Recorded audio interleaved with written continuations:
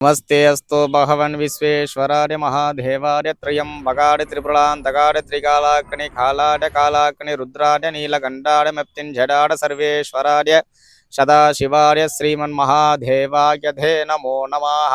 तत्पुरुषाय विद्महे महादेवाय धीमहि तन्नो रुद्र प्रचोदयात्। அன்பர்கள் அனைவருக்கும் அநேக நமஸ்காரங்கள். இப்போ நம்ம பார்த்துட்டு இருக்கக்கூடிய சேனல் பார்த்துட்டிங்கன்னா சிட்டிசன் சேனல் இப்போ நம்ம புதுசாக ஆரம்பிச்சிருக்காங்க. இந்த சேனல் நம்ம முடிஞ்ச அளவுக்கு நம்ம சப்போர்ட் பண்ணணும். என்னன்னு கேட்டுட்டிங்கன்னா ஆன்மீகத்துக்கு ஒரு முக்கியத்துவமான ஒரு சேனலாக இருக்குது.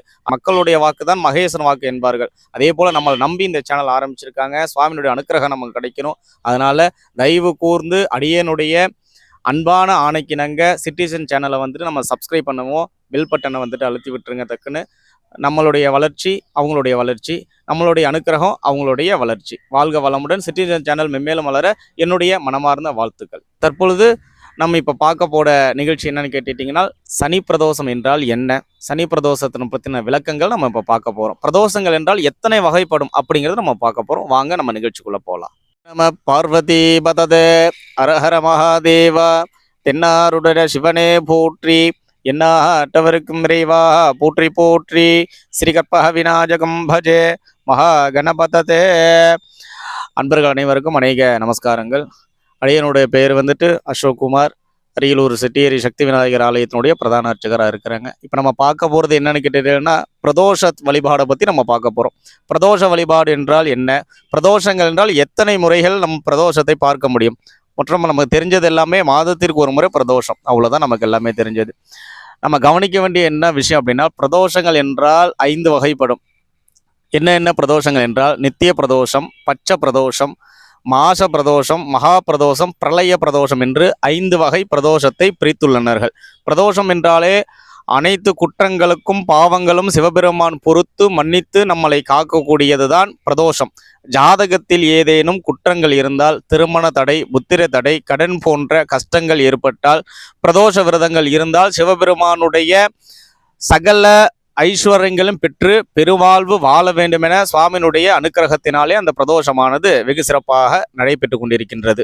தொடர்ந்து நம்மளை சுவாமி பரிபூர்ணமாக இறங்குவார். பாவங்களிலிருந்து எத்தனையோ இன்னல்கள் ஆளாகின்றோம். பிரதோஷ விரதம் இவற்றிலிருந்து நம்மை காக்க, அல்லது தினமும் நம் காலை மாலை சூரியன் அஸ்தமனம் ஆகுவதற்கு முன்பு, சூரியன் 24 மணி நேரங்களுக்கு முன்பு அல்லது 24 மணி நிமிடங்களுக்கு பின்பு மற்றும் 48 நிமிடங்களாக பிரதோஷ காலமானது இந்த நித்திய பிரதோஷ வளர்பிறையில் திரியோதசி திதி மாலை பொழுதில் பட்ச பிரதோஷமாகும். தேய்பிறை திரியோதசியின் பொழுது மாலை பொழுது மாச பிரதோஷமாகவும் காணப்படுகின்றது. நமக்கெல்லாம் தெரிந்த பிரதோஷம் மாச பிரதோஷம் என்று மட்டும்தான் நாம் அறிந்து கொண்டிருக்கின்றோம். ஆனால் தெரியாத பிரதோஷங்கள் மற்றும் 5 வகைப்படும். நித்திய பிரதோஷம் கூட நம்ம பூஜைலாம் பண்ணி சுவாமியை தரிசனம் பண்ணிக்கலாம். சனிக்கிழமை அன்று சனி பிரதோஷம் திரியோதசி கூடிய ஒன்று மகா பிரதோஷம் என்று குறிப்பிடத்தக்கது. இதனை சனி மகா பிரதோஷம் என்று கூறுவார்கள். தேவர்கள் பார்க்கடலை கடைந்து பொழுது ஏற்பட்ட விஷத்தை சிவபெருமான் தாமே உட்கொண்டு உலகை காப்பாற்றிய நாள் இது என்று சனி பிரதோஷமாக இருக்கக்கூடியது. ஆகையினாலே நம் மக்களுக்காக எடுத்துரைப்பதற்காக நாம் கூறிக்கொண்டிருக்கின்றோம்.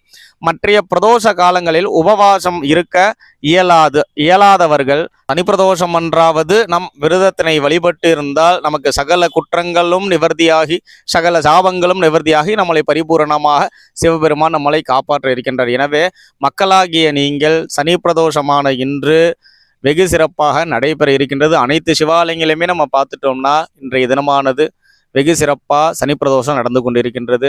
கல்யாணம் ஆகாத கூடிய நிறைய பேர் நம்ம மக்கள் எல்லாமே இருப்பீங்க. ஆகையினால இன்னைக்கு நம்ம தேனெல்லாம் வாங்கி நம்ம சுவாமிக்கு நந்திகேஸ்வரருடைய அபிஷேகத்தை பார்க்கலாம், பால் வாங்கி கொடுக்கலாம், இளநீர், பஞ்சாமிர்தம், இது போன்று பல வகையான அபிஷேகங்கள் நம்ம சுவாமிக்கு அழகு பார்க்கலாம். என்னன்னா நம்மளுடைய முன்னோர்கள் சாபங்களிலிருந்து விடை பெற்று நம்ம இன்னைக்கு நல்லா இருக்கணும், உடம்புல எந்த ஒரு வியாதிகளும் இருக்கக்கூடாது, சந்தோஷமா சுபிட்சமா இருக்கணும், குடும்பங்கள் எல்லாம் சகல சௌபாக்கியமா இருக்கணும்னா சிவபெருமானுடைய பரிபூர்ண அனுக்கிரகம் நமக்கு கிடைக்கணும். அதனால எல்லாருமே எல்லா சிவாலயங்களுக்கும் தயவு செய்து போங்க. எங்கேயாவது பாலடைந்த நம்மளுடைய தேவாலயம் எல்லாம் இருந்துச்சுன்னா தேவஸ்தானம் மூலியமா இருக்கக்கூடிய அனைத்து கோவில்களுமே நீங்களே போய் நீங்களே வழிபடலாம். மந்திரங்கள் தெரியணும்லாம் தேவையில்லை. ஓம் நமச்சிவாய என்று 108 முறை நீங்களே மந்திரத்தை இது மாதிரி உபசரித்தாலே போதும், சுவாமி நமக்கு பரிபூர்ணமாக கொடுப்பாங்க. புத்திர சந்தானம் இல்லாத நிறைய பெண்கள் இருக்கீங்க, கல்யாணமாகாத நிறைய மாணவர்கள்லாம் படிப்புலலாம் வந்துட்டு நல்லபடியாக பரீட்சை தேர்ச்சியெல்லாம் பெறணும்னா கண்டிப்பாக சிவபெருமான் நமக்கு பரிபூர்ணமாக அனுக்கிரகம் கொடுப்பாங்க. அதனால் நித்தியப்படி நம்ம ஆலயத்துக்கு போயிட்டு வழிபட்டு வாங்க, சிவபெருமான் நம்மளை கைவிட மாட்டார்.